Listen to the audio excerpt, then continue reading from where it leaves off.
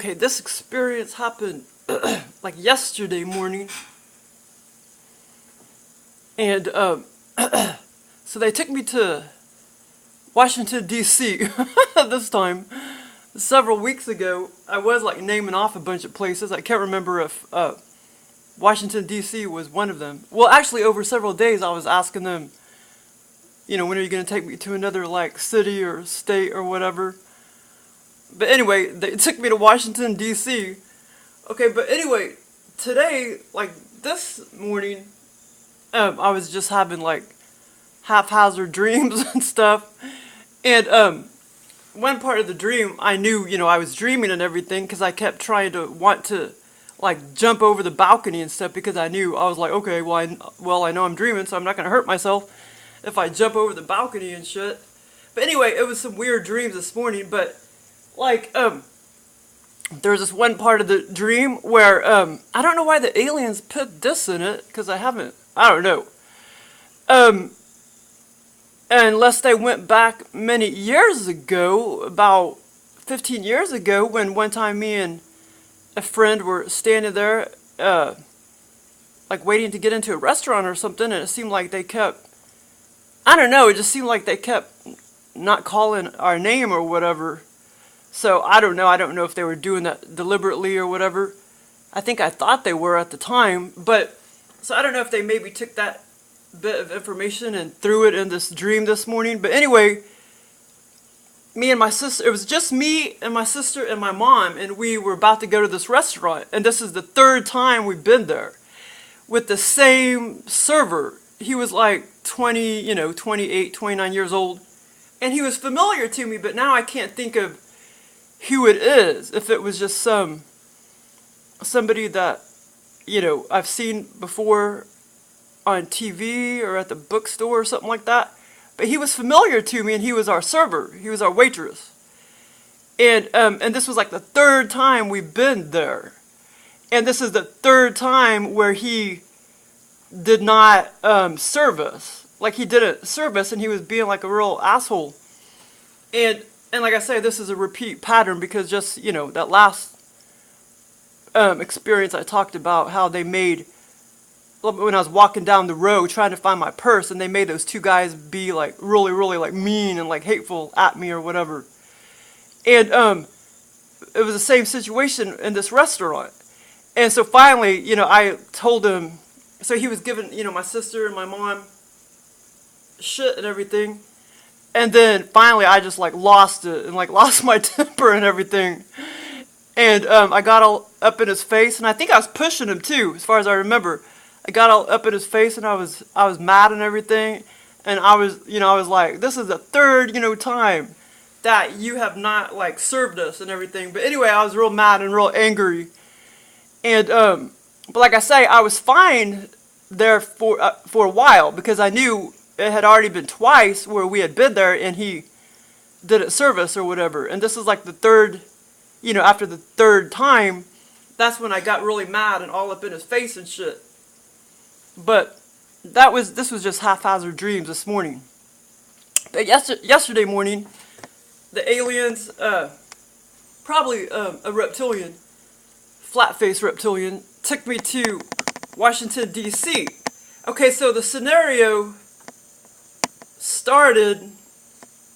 But my neighbor across the street in real life, he's a black guy, and he actually does kind of look like that, except his skin tone is many shades lighter. I don't really think of him as a black guy because he doesn't really act black, and he's kind of light colored skin or whatever. In real life, he lives across my street, and in real life, he's in some prison somewhere, some federal prison or something, or some jail or something. Or maybe he has to stay in jail till he goes to prison. I don't know. But he's in some prison or jail, something federal, somewhere.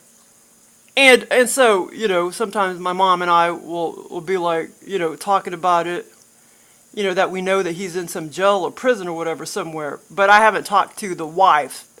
If I get the little kids over here, I'll ask them. I'll be like, hey, where's your grandfather?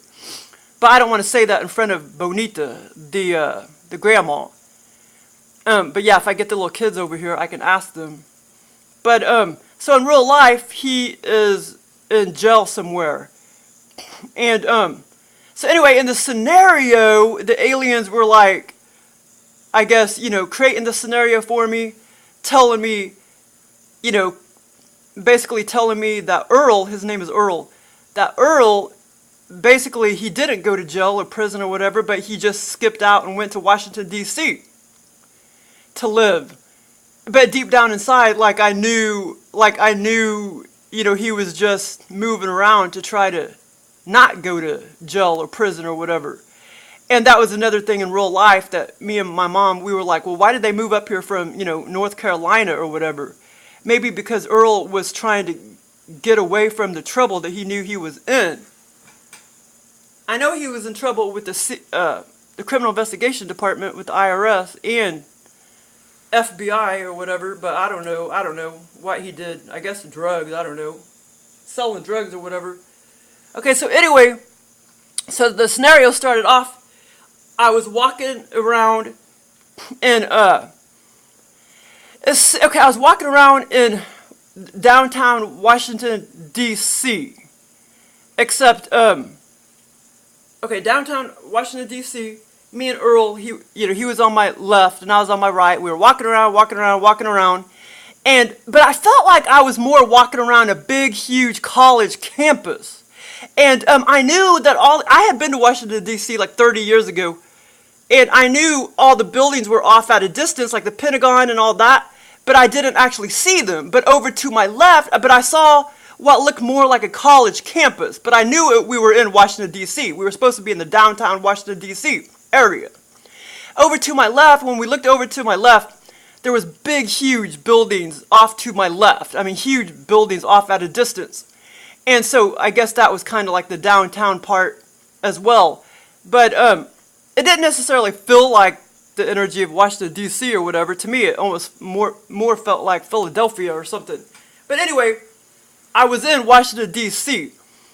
Or that's what the aliens made me believe anyway. So I just can't really say, like when I went to Cambodia, oh my God, Cambodia felt like Cambodia. When I went to Russia, Russia felt like Russia. When I went to Romania, Romania felt like Romania. And I've never even been to those places. And England felt like England when I went to England many times under altered states. But this experience was just a little different, where the aliens, they just didn't create that for me, the energy of Washington, D.C. in the scenario.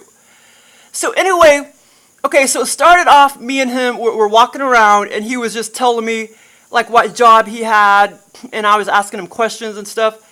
And the job that he had, it was kind of a, in real life, he kind of had odd jobs and stuff. So in the scenario, he also had odd jobs. And it was like he was some kind of a janitor or something. But anyway, so I was like, telling him, oh, well, I thought you were in jail or something. And he said that, no, I just decided to move to Washington, D.C., by himself. So he just up and moved, and he was by himself, leaving his wife, back here in this state. But anyway, so we were walking around, and like I said, off at a distance, over to my right, or straight ahead, it seemed more like we were on this big, huge college campus. But anyway, we were in Washington, D.C. It wasn't a college campus, so to speak. It was Washington, D.C. And so anyway, so then after we got to talking, he shoved the souvenir. He held it down like this, acting like, do you want it? And I was just kind of like, no. And I knew it was the Liberty Memorial souvenir. But this is where I got confused under the scenario, because Liberty Memorial is in Kansas City. It's not in Washington, D.C. So so basically the souvenir that he tried to give me, it was two pointy things, two dildo-looking things, and he was trying to give it to me like this, to the side, like that. And it was gray, and I was like, no, I don't really need it or whatever. But it was actually, what's it called?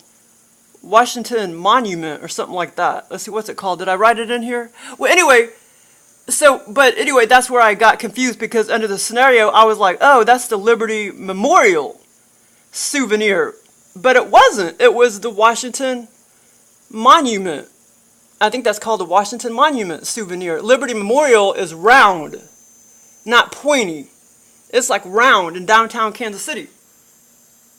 So anyway, so he tried to give me the souvenir, and then we started walking along, and we started walking under this, it seemed like a parking garage.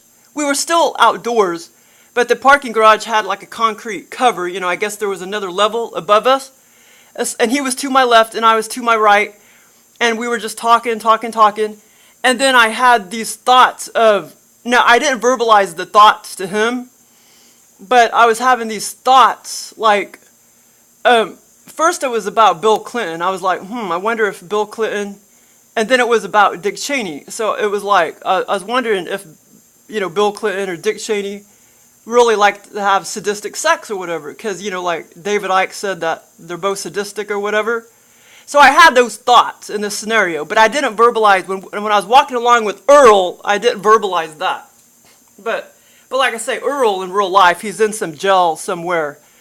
But in this scenario, but you know, he'll probably get out in 2 or 3 years and he'll be back home or whatever. He's already been gone probably almost a year.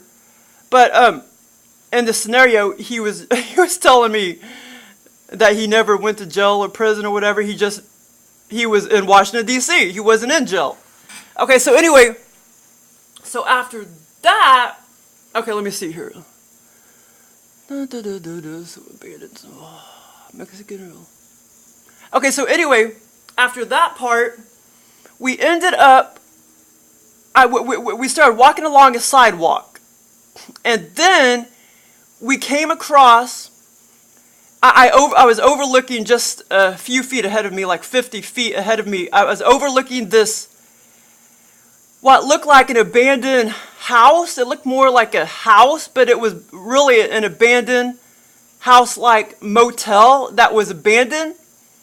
And I was standing there looking at it, and I was like, wow, this is cool, you know, synchronicity, because what's the odds of this ending up in my scenario, you know, when I already saw this exact same abandoned motel, you know, on YouTube, because sometimes I like to watch abandoned houses and all that on YouTube.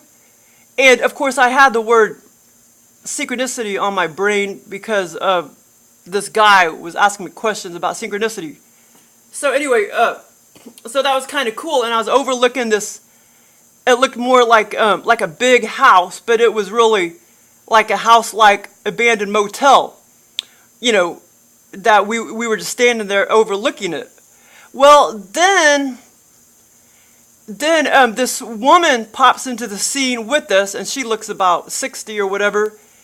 And in real life, this woman, I kind of know this woman. She's a customer. She comes in to where I work all the time. I mean, I don't know her well. I just know her like that. She comes into where I work all the time. And she goes by the name, I don't really know her name, but I don't know if Lachelle is her first name or her last name, but she has some kind of business and it's called Lachelle or something like that. So anyway, I don't know if that's her first name, but we'll just pretend like it's her first name. So anyway, so she was in my scenario, and she was talking to me. She popped in the scene somehow, and she was talking to me and stuff. And so we decided, all three of us, kind of sneak our head and go into this abandoned motel. And then I looked over to my right in the small little room, and it was basically the office motel.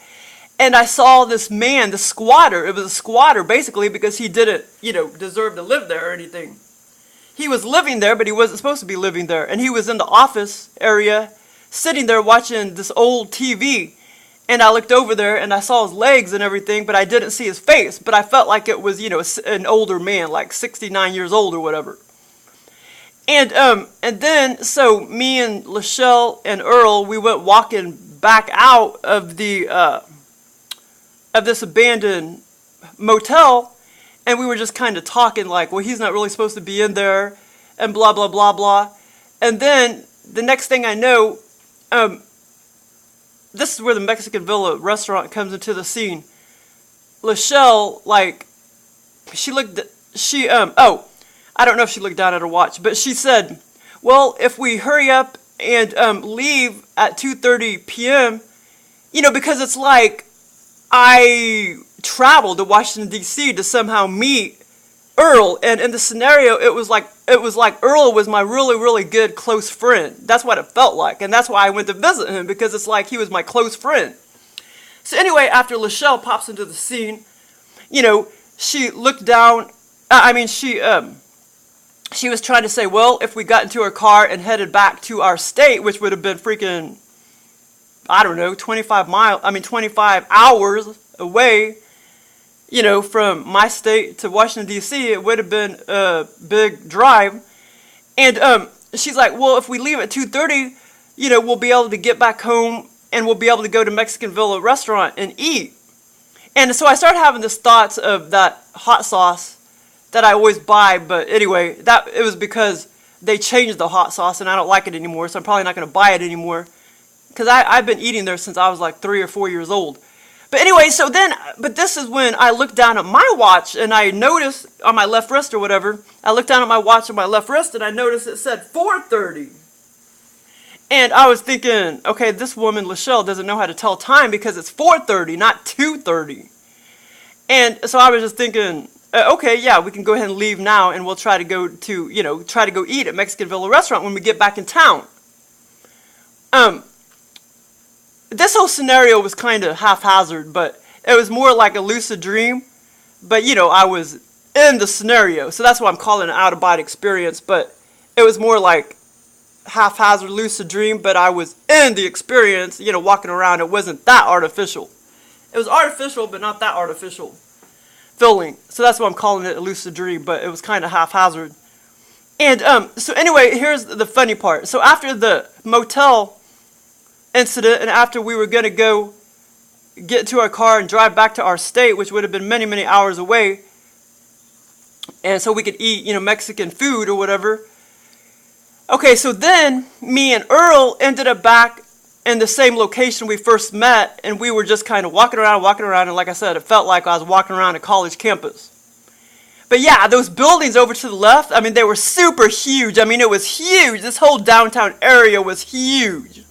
And like I said, when I looked over to my left, saw those big buildings, it almost seemed like Philadelphia or something. And I think Philadelphia isn't that far from Washington, D.C.